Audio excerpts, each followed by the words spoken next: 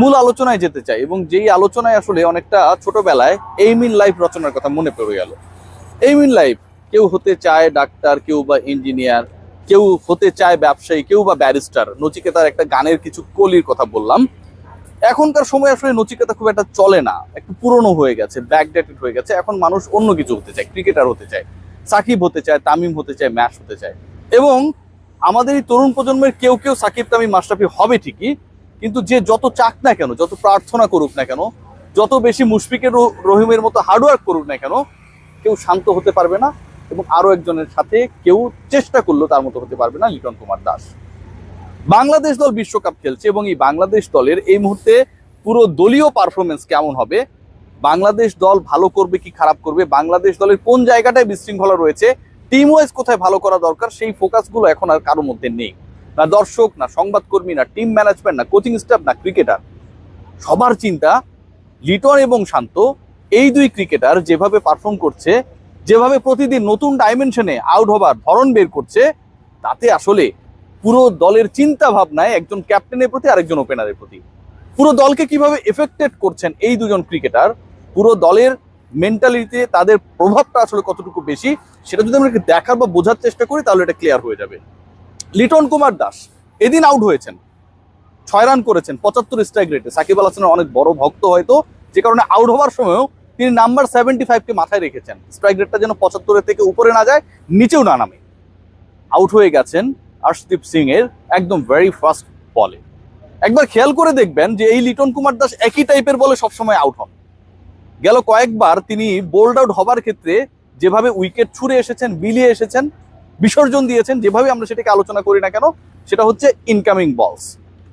একজন ক্রিকেটার যে ইনকামিং বলটা খেলতে পারেন না, বাংলাদেশের লিটন কুমার দাস, বাংলাদেশের মোনালিসা, নাজমুল হোসেন শান্ত, তিনি যখন সংবাদ সম্মেলনে আনুষ্ঠানিকভাবে ঘোষণা করেন যে লিটনের থেকে বেটার অপশন থাকলেও লিটনই তার চয়েস, লিটনকে নিতেই হবে, ঠিক তখন সেই ক্রিকেটারের দুর্বলতার জায়গা, দুর্বলতম দিকগুলো পুরো ক্রিকেট বিশ্বের কাছে ক্লিয়ার।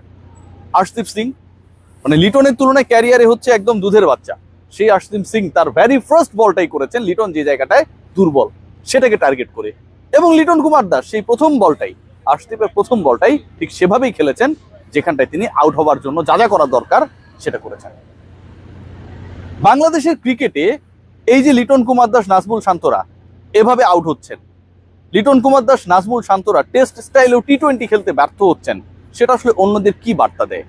আমি ওভারঅল ডিসকাশনে যাবার আগে একটু ক্যাপ্টেন শান্ত সম্পর্কে বলতে চাই। 5 বল খেলে 0 রান করে তিনি আউট হয়ে গেছেন। 2024 সালে আমার টি-20 ক্যাপ্টেনের স্ট্রাইক রেট কত আপনারা জানেন? টি-20 খেলা, যেই খেলায় 200 স্ট্রাইক রেট, 150 স্ট্রাইক রেট, এখন হর হামেশা বড় বড় ক্রিকেটাররা, ফিনিশাররা, টপ অর্ডার ব্যাটাররা মেনটেন করে চলছে।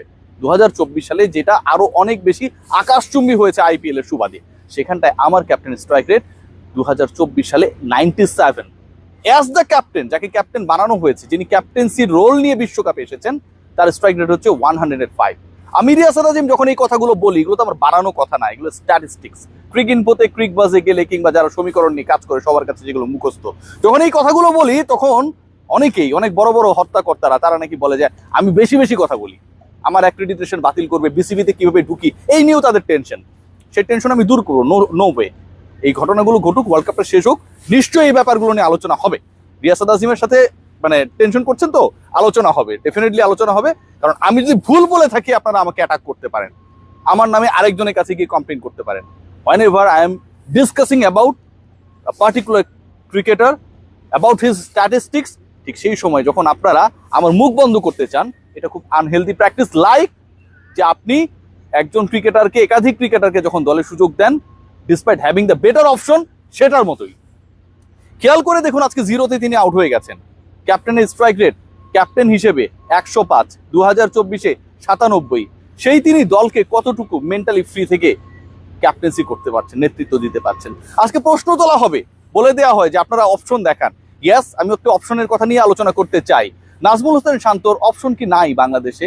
ব্যাটিং ওয়াইজ আমি বলবো না, Shanto is a better batter, but ক্যাপ্টেন্সির কথা যদি আমরা বলি, নাজমুল হোসেন শান্ত যেই ক্যাপ্টেন্সি পাবার পর সবচেয়ে বেশি গুলিয়ে ফেলেছেন, প্রেসারে পড়েছেন, স্বীকার করুক আর না করুক, এটা আমরা সবাই দেখছি।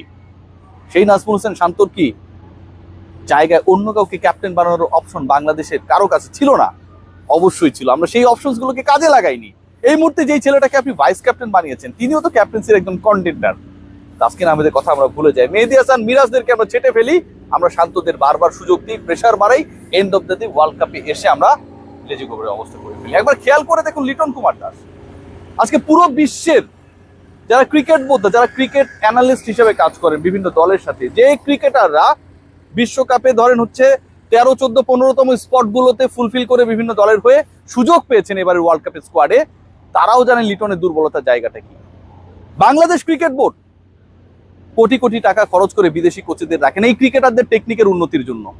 সেই লিটন কুমার দাস যখন একই টেকনিক অ্যাপ্লাই করেন, সেই লিটন কুমার দাসের এগেনস্টে যখন প্রতিপক্ষ একই টেকনিক অ্যাপ্লাই করে এবং লিটন কুমার দাস সেই টেকনিকে ব্যর্থ হয়ে বারবার আউট হয়ে যান, ঠিক তখন আমার এই কোটি মূল্যের কোচদের ভূমিকা, দায়িত্ব, তাদের কাজ কর্মকাণ্ডের পরিধি কতটুকু ঠিকঠাকভাবে তারা সুচারুভাবে পরিচালিত করছে সেই প্রশ্ন তো ওঠে ভাই। সেই প্রশ্ন কেউ কি তাদের করে? আজকে জুন মাসের 1 তারিখ, কিছুক্ষণ পর রাত 12টা বাংলাদেশে পার হয়ে গেলে এটা 2 তারিখ হয়ে যাবে। আমার ভিডিওটা যখন শুনবেন 2 তারিখ হতেও পারে, গালিগালাজ করবেন না, যেহেতু আমি 10 ঘন্টা আপনাদের থেকে পিছিয়ে রয়েছি। এই 1 তারিখে এই ম্যাচটা শুরু হবার আগে কিন্তু আমার প্রিয় কোচদের ব্যাপার মোবাইলে অনলাইনের মাধ্যমে মোটামুটি তাদের স্যালারিটা ঢুকে গেছে। ঠিক যেভাবে লিটন কুমার দাসের স্ট্যাম্প ভেঙে ব্যাট এবং প্যাটকে ফাঁকি দিয়ে আর্শদীপের বলটা ঢুকে গেছে। যারা আজকে আমার ক্রিকেটারদের নিয়ে কাজ করবে তারা এমন একটা সিচুয়েশনে চলে গেছে, they are more than the god like that.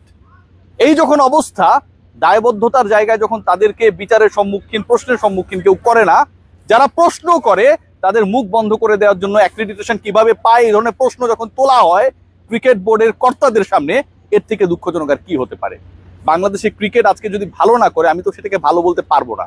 বাংলাদেশের ক্রিকেট যেদিন ভালো করে সেটাকে সেদিন আমরা সবাই ভালো বলবো। লিটন শান্তদেরকে এইভাবে বারবার সুযোগ দেওয়ার মাধ্যমে, লিটনের কথা আমি স্পেশালি বলতে চাই, বাকিদের কি বার্তা দেওয়া হয়? যেই ক্রিকেটার আজকে ওপেনিং এ বাংলাদেশ দলের স্কোয়াডে সুযোগ পাবার পরেও কোনো ম্যাচ না খেলে আপনারা বাদ দিয়ে দিলেন, তার কাছে কোন বার্তা যায় ভাই? পারভেজ ইমনের কথা বলছি। যেই ক্রিকেটার 3 ম্যাচে চান্স পেলে যদি 2টাতে মোটামুটি রান করেন, 1টাতে না পেলেই পরে সিরিজটা বাদ পড়ে যান, তার কাছে কি বার্তা যায় ভাই? এনামুল বিজয়ের কথা বলছি। আমরা যখন আমাদের ব্যক্তি পছন্দকে কেন্দ্র করে দল গঠন করি, ভরা সংবাদ সম্মেলনে ক্যাপ্টেন, দলের নেতা, যার নিজের ফর্ম এই মুহূর্তে ঠিক নেই, তিনি যখন বলে দেন অন্য কোনো বেটার অপশন থাকলেও লিটনই আমাদের চূড়ান্ত অপশন, ঠিক তখন বাংলাদেশ দল আসলেই কি পুরো বাংলাদেশের মানুষকে, আমাদের আবেগকে, আমাদের চাওয়াকে, আমাদের ইচ্ছাকে, আমাদের ভালোবাসাকে রিপ্রেজেন্ট করে কিনা সেই প্রশ্নটা ওঠে। লিটন শান্ত যেভাবে ব্যাট করছে আমরা প্রতিদিন বিব্রত হচ্ছি, লিটন শান্তরা যেভাবে আউট হচ্ছে তাতেও আমরা প্রতিদিন বিব্রত হচ্ছি। নাজমুল শান্ত, লিটন কুমার দাসের ট্যালেন্ট নিয়ে কোনো ধরনের প্রশ্ন নেই, কিন্তু এই ট্যালেন্টেড ক্রিকেটারদেরকে দেখভালের জন্য যে এত কোটি টাকা খরচ করে বিসিবি রেখেছে, তারা আসলে তাদের কাজটুকু কত করছে? লিটন কুমার দাস একই স্টাইলে প্রতিদিন আউট হয়ে যাচ্ছে, অথচ ব্যাটিং কোচ বছরে বছরে আমার বিসিবির কোষাগার থেকে বড় একটা অ্যামাউন্ট, ডলারের রেট এখন সরকার 60 টাকা বাড়িয়ে দিয়েছে, 60 টাকা বাড়িয়ে বাড়তি 60 টাকা যোগ করে বের করে নিয়ে যাচ্ছেন। আমরা এমন এক সিচুয়েশনে রয়েছে যখন আমাকে ভিডিওর ইন্ট্রোতে বলতে হয় যে কেউ চাইলে হয়তো সাকিবও হতে পারবেন, মুশফিক হতে পারবেন, তামিম কিংবা মাশরাফি হতে পারবেন, শান্ত বা লিটন হতে পারবেন না। এতভাবে ভালোবাসা, এত ডাইমেনশনাল ভালোবাসা, এত প্রগাঢ় ভালোবাসা জ্যাকো রোজকে ভালোবাসতে পারেনি টাইটানিক বগিতে, যেভাবে আমার কোচ চান্ডিকা হাথুরু সিংহে বারবার ব্যর্থদের বুকে টেনে নিয়েছেন, ভালোবাসছেন এবং বিশ্বকাপের মূল মঞ্চে এসে তাদেরকে প্র্যাকটিস করার সুযোগ করে দিচ্ছেন।